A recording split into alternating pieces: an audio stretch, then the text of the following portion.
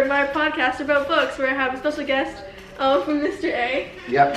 Who You can call him James Annunziato as well. Who is an author. So, yeah. I guess the first question is, what got you into writing? Well, I've always liked reading, and I've always liked storytelling. I wouldn't necessarily say that, like, the writing part itself was always necessarily my first passion, but I do like stories, and I do like ideas. So the first part was really just the challenge of, like, could I write that much?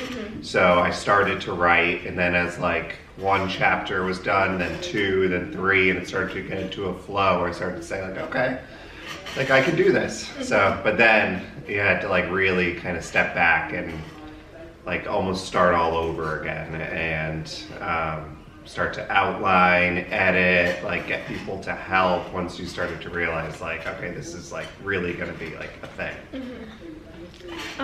Next is, how did you come up with your idea for your book? So, kind of sounds weird, but a lot of, like, the thinking of, like, the ideas, like, what I wanted it to be would take place, like, as I was falling asleep at night and, like, thinking about things. So, like, in that, like, 30 to 45 minute window would be, like, when I would, like, really, like, think and, like, play it out and, like, visualize in my head, like, how I wanted each chapter to go and, like, what characters and personalities I wanted them to have, because, like, I feel like that was the best time for me to, like, actually just, like, tune everything out and just, like, picture it, you know? Was your idea for, I guess it's kind of like similar, but was your idea for your novel inspired by, like, your love of history?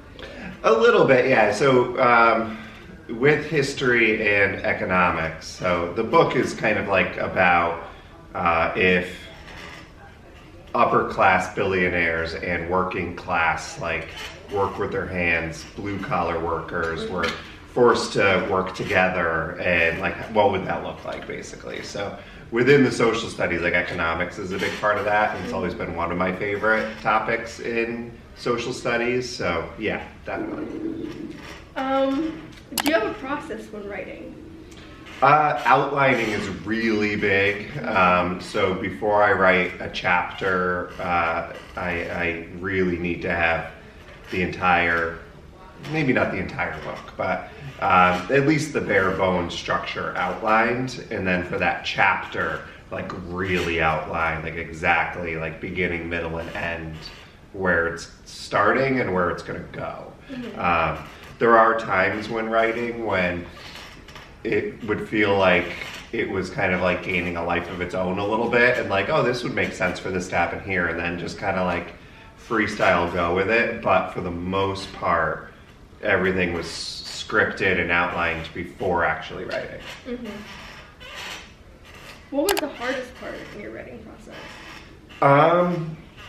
About 2/3 of the way in, it just started to feel really tedious. Like, just getting the, like, because at that point I had already proven to myself that I could write that much. Like, I was, like, 230 pages in, so it's like, all right, that goal's done.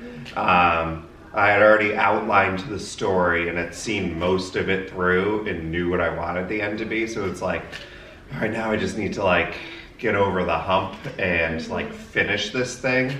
And it was like a grind, like finishing a marathon.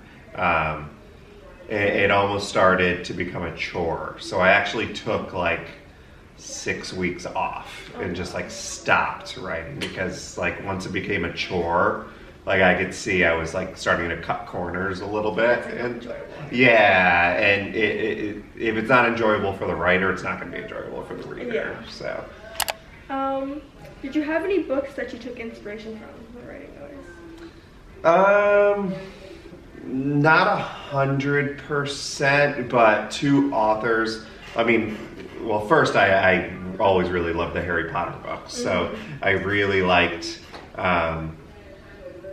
even the way, like, the Harry Potter books are, like, third person and not first person, and, like, that kind of, like, mix of dialogue and, like, narrative and thoughts, I think, kind of seeped its way in just naturally because I've read those books so many times.